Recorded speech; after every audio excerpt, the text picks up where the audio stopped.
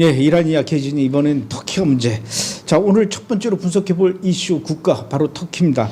터키는 2019년에 러시아산 그 방공망이죠. S-400을 도입하면서 미국으로부터 거의 적대국으로 분류됐어요. 그런데 미국의 도널드 트럼프 대통령이 지난 7월 7일 날 터키에서 열린 나토 정상회의에서 에르도안 대통령을 만나서 이 자리에서 미국이 사실 원래 적대국한테 이런 거 팔면 안 되는데 미국의 전투기 F-35를 판매하겠다 이렇게 말을 해서 지금 파장이 일어나고 있습니다. 왜 이게 문제가 되는 겁니까? 그러니까 이제 터키 같은 경우는 러시아산 이제 방공망이죠. 그러니까 F-35가 공격형 무기 전투기니까 이제 창이라고 하면 거기에 대한 방패가 이제 S-400 러시아산 이제 방공망인데요. 이게 이제 러시아산 무기가 이제 동시에 운영을 할 경우에 어떤 문제가 있냐면 방공망 레이더가 이제 F-35의 그 재원들을 이렇게 정보 분석을 할 수 있어요. 그러니까 스텔스 기술도 노출시킬 수 있고요. 그러니까 F-35의 강점은 이제 스텔스 기술하고 레이더 기술인데 오랫동안 S-400 방공망에 노출이 되면은 이걸 파해법이 나온다는 것이죠. 그래서 동시에 운영하는 거를 일반적으로 이제 이걸 불허하고 있고 미국도 적성국 제재법이라는 그 법률적 틀 안에서 이거를 이제 판매를 안 하고 있습니다. 그래서 이제 그 레이더 기능 각종 전자적 능력이 F-35가 굉장히 뛰어난데 이게 다 이제 러시아로 넘어갈 수 있다. 이런 정보 유출 때문에 기존에 이제 법망으로 이제 막아놓은 것이죠. 그러니까 이게 문제는 그 터키가 러시아산 그 방공망 S-400 이 시스템 이걸 도입했기 때문에 미국 입장에서는 이제 법적 제재 CAATSA라고 하더라고요.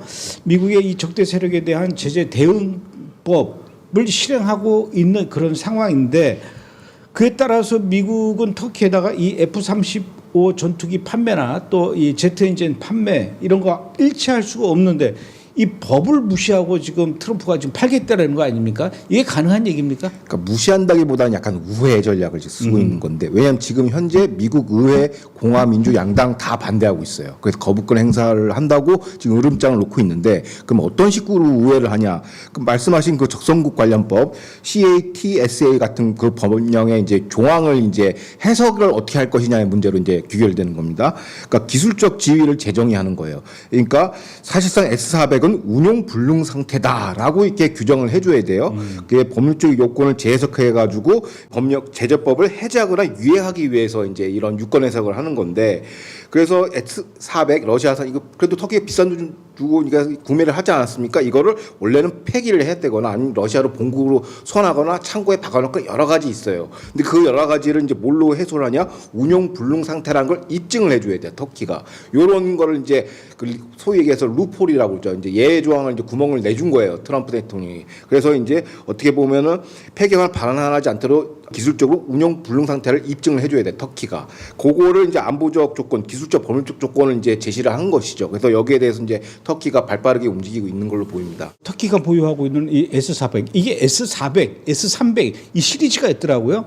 그러니까 S-400은 최장 400km까지 이거를 뭐라 그래야 됩니까? 이 반경할 수 반경 400km까지 이제 방어할 수 있는 그런 시스템인데 그러면 터키는 그 S-400 시스템은 어떻게 하겠다는 거죠? 그러니까 이제 그 앞서 얘기한 그 운용 불능 요건을 충족시키기 위해서는 다양한 방법이 있는데 터키가 지금 갖고 나온 카드는 제3국 메가 카드입니다. 그래서 제3국에다가 이제 이거 갖다가 매각하거나 반출하면은 이제 그 운용 불능 요건을 충족시킬 수 있다. 그래서 그러면 어느 나라에다 팔 것이냐 했을 때 지금 보도에 나온 거 보면 가장 유력한 후보가 아랍에미리트하고 카타르 두 군데입니다. 뭐 아랍에미리트는 다 아시다시피 요번에 이란 전쟁에서 가장 이스라엘과 거의 비슷하거나 더 많은 수준으로 공격을 당했죠. 그래서 그 관광 중심 경제와 금융이 거의 호텔 경제가 이제 박살이 났는데 그래서 당연히 이제 S-400을 이제 요구하는 거죠. 더 많은 이제 방공망을 구축하기 위해서 대이란 견제에 위해서. 근데 이란도 약간 러시아 무기와 중국 무기를 많이 쓰고 있기 때문에 오히려 S-400으로 방어하기가 좋다라는 또 안보 전문가의 분석이 있고 그다음에 카타르는 뭐냐? 카타르는 조금 얘기가 달라요. 이란에 대한 공격에 대한 방어를 하기보다는 감독님 기억하시겠지만 작년 초반에 이스라엘이 직접 날아가서 카타르 도하에 있는 그 하마스 지도부를 제거했지 않습니까? 맞아요, 그렇죠. 그걸 이제 호텔 직접 그게 어떻게 보면 카타르가 이제 가장 이제 소위 얘기해서 이제 꼭지가 돌았는데 그 당시 방공망이 미국산 패트리어트예요. 근데 패트리어트 방공망 이스라엘하고 어떻게 보면 이건 같은 우호국이라고 이게 인식을 해서 방어를 안 하는 거예요. 아하. 그러니까 이스라엘 쪽에서 날아오는 미사일은 이거를 저 미국 패트리엇은 그걸 못 막는군요. 그러니까 능력치 문제가 아니라 저건 같은 편이니까 그냥 그 인식을 안 하는 거죠. 그러니까 거부하는 거 아니에요? 그렇죠. 방어를. 거부해서 그때 공격을 당해가지고 카타르는 조금 속내는 이스라엘 방어용으로 S-400 러시아산을 이제 갖다 놓겠다. 뭐 이런 두 가지 해석이 있습니다. 근데 뭐 이스라엘이 또 카타르 도하를 공격할 일이 있을까요? 하마스만 없으면 공격할 일이 없겠죠, 뭐. 그럼 미래는 봐야죠. 그렇죠. 그렇다면 이쯤에서 궁금해지는 것이 왜 미국의 도널드 트럼프 대통령은 이렇게까지 이 법으로 막아놓은 F-35 전투기를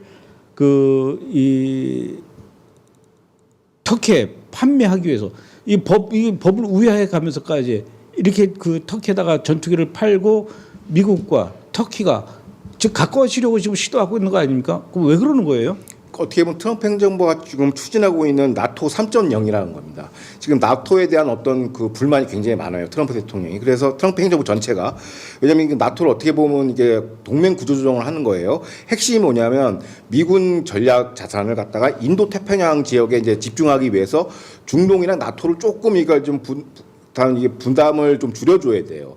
그런데 이걸 하기 위해서는 이제 그러면 나토가 이제 방위 분담을 올리고 스스로 방어하겠다, 소위 얘기해서 공짜 정신을 안 먹겠다라는 그런 강력한 의지를 표명해줘야 되는데 대표적으로 스페인, 이탈리아 같은 경우는 서남 유럽이죠. 별로 나토에 기여를 안 해요. 그래서 트럼프 입장에서는 얘네들 빼고 차라리 터키를 통해서 나토의 그 동맹 구조조정을 다시 재편하겠다. 그 인도 태평양을 강화하기 위해서 그러면 터키를 갖다가 이제 하나의 후보국으로 왜냐면 나토에서 두 번째로 국방비를 많이 지출하는 게 터키거든요. 그래서 터키를 강화시키면서 나토에서 좀 발을 빼겠다라는 게 어떻게 보면 나토 구상 3.0이라고 볼 수 있습니다. 그러면은 그 스페인하고 이탈리아가 저 나토에 별로 이렇게 큰 도움이 안 되면서 돈도 안 내고 무임승차하고 그 대신에 이제 국방비를 두 번째로 많이 낼 정도로 이제 터키가 기여를 하니까 이 트럼프 입장에서는 터키에게 힘을 실어주겠다. 이게 지금 트럼프가 구상하고 있는 나토 3.0이라는 얘기죠. 예, 구체적으로 이제 말씀드리면 이제 그럼 스페인하고 이탈리아가 도대체 어떤 안보 무인수차를 있냐? 여기 현지에 이탈리아에 미군이 12,600명이 지금 주둔해 있고요. 스페인 같은 경우도 3,800명인데 요번에 그러니까 단순히 이게 방위비 분담의 문제도 있지만 요번에 실전에서 이란과 전쟁을 했을 때 미국이 요청을 한 거예요. 이 스페인과 이탈리아에 있는 미군 기지를 활용하겠다고. 그런데 둘 다 거부했어요.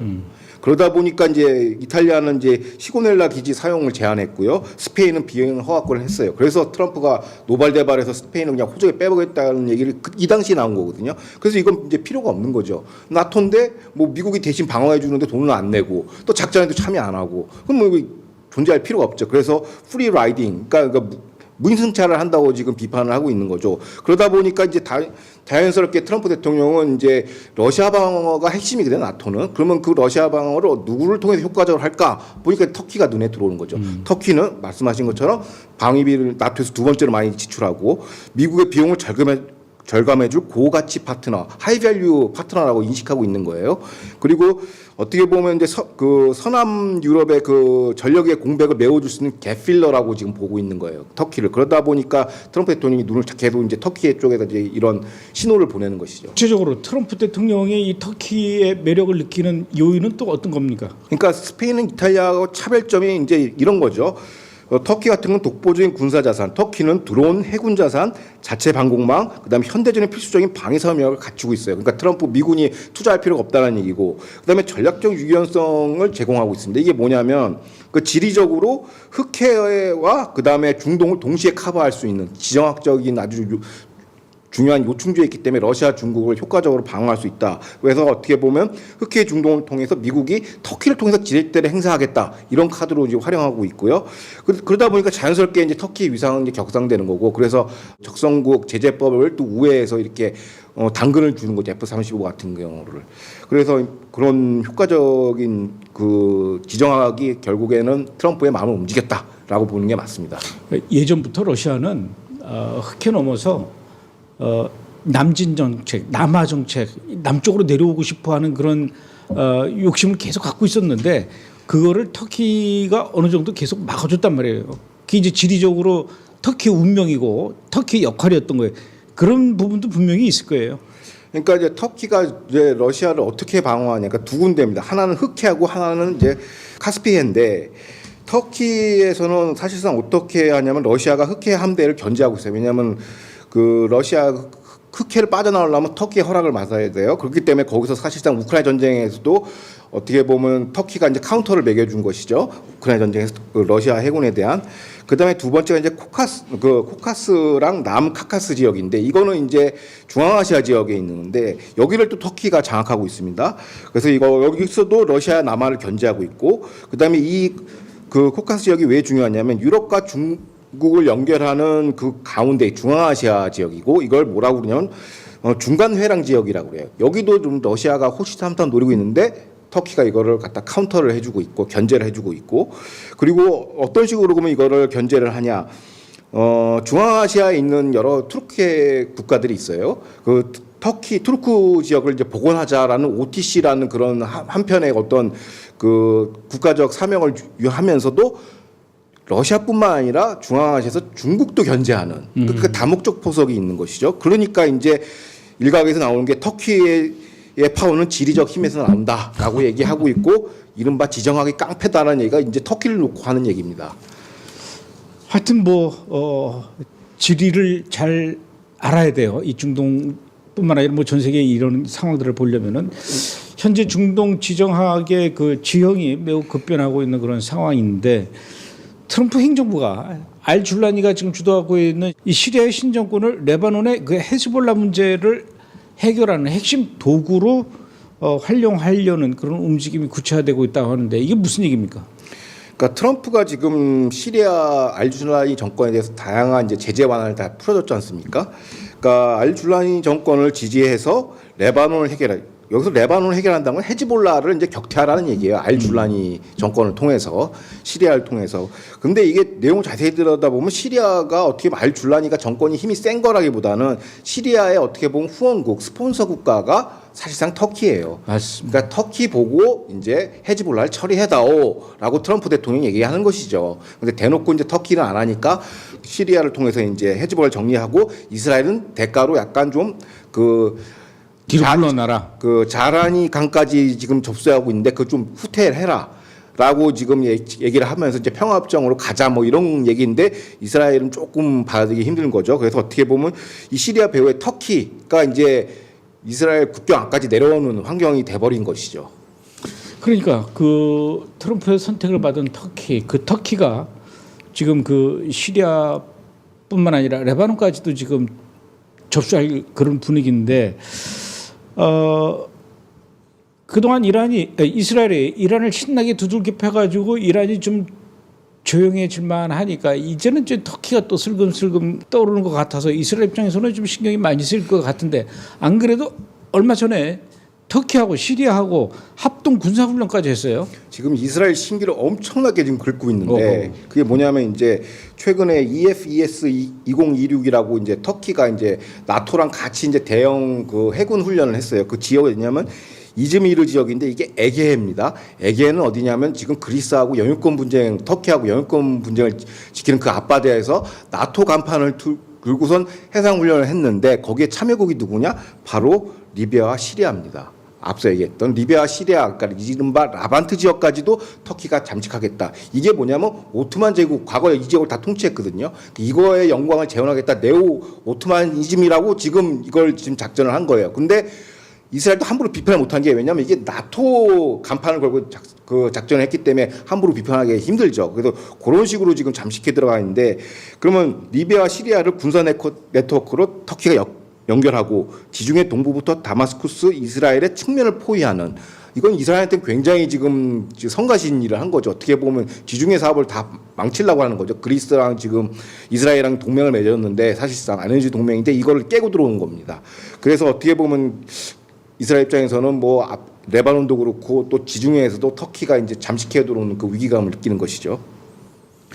터키가 시리아를 접수하고 그다음에 이제 레바논까지 접수하잖아요. 그다음은 어디냐면은 그 옆으로 와서 요르단까지 접수하려고 그래요. 그러니까 이스라엘 입장에서는 굉장히 신경이 쓰이지가 않을 수가 없는 그런 상황이에요.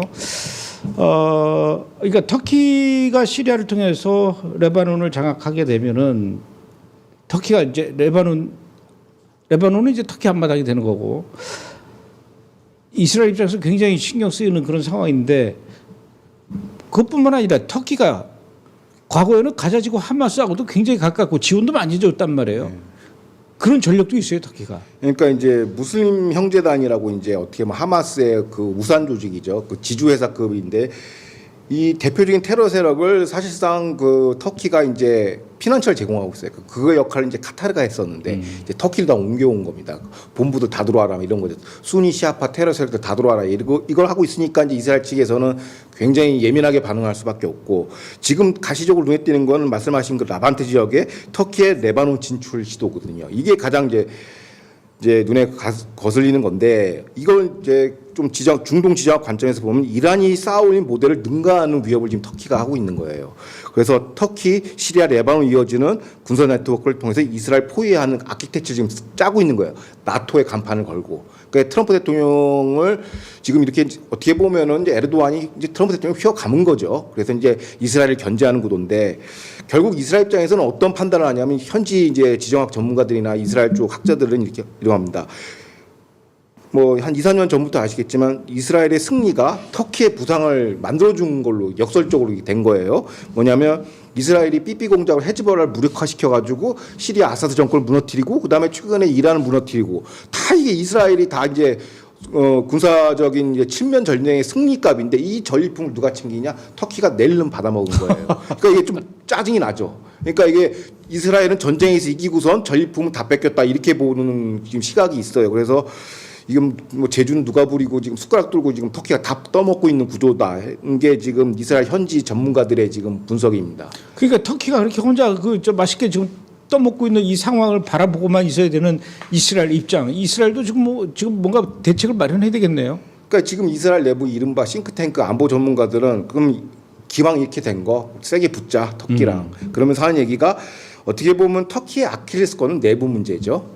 경제도 안 좋지만은 이른바 쿠르드족의 그 어떤 반국가 세력이 있죠. 그들 입장에서. 그러니까 쿠르드 카드를 쓰자. 그러니까 PKK 쿠르드 노동당을 지원해가지고 터키를 엎어버리자. 내부 분란을 만들어버리자는 얘기를 노골적으로 합니다. 그러니까 이거는 이제 뭐 현실화된 가능성은 없어요.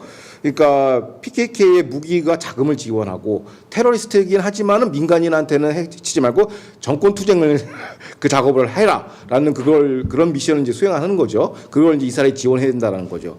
그래서 터키의 불안정을 유발해서 관광산업 타격 및 정치적 압박을 가함으로써 에르도안 정권의 지역 야심을 갖다 흔들어버리니까. 그러니까 터키의 내치에 개입하자라는 거죠. 본격적으로. 왜냐면 우리 앞마당까지 왔으니까, 북부국경까지 왔으니까 우리도 터키의 국내 정치에 개입하자. 왜냐 가자지구도 사실상 보면 이스라엘 아니거든요. 그러니까 우리도 이제 이스라엘도 같이 이제 들어가자고 하는데, 이게 이제 현실화 가능성이 없죠. 왜냐면 어떻게 보면은 트럼프 대통령이 윤허했기 때문에 이런 전략이 가능한 것이죠. 그래서 이건 누구를 위한 그 오디언스냐?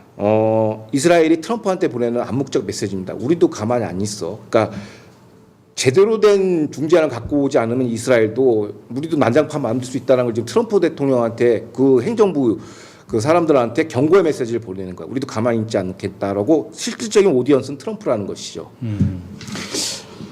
이스라엘도 참 힘들 것 같아요. 가자지구 하마스하고 전쟁하고, 또 레바논에 헤즈볼라하고 전쟁하고, 또 시리아에도 헤즈볼라가 있고, 이란하고도 전쟁을 했고, 계속 전쟁하면서 또 웨스트뱅크에 있는 그 팔레스타인하고도 전쟁을 하고, 뭐 이스라엘하고 해서 전쟁이 좋아서 계속 할 리는 없지 않습니까? 그런데 이제 또 한숨 돌릴만 하니까 이제 터키하고 이제 또 터키하고 붙으면 이란하고 붙는 거하고는 또 다른 차원의 문제인데, 그렇죠.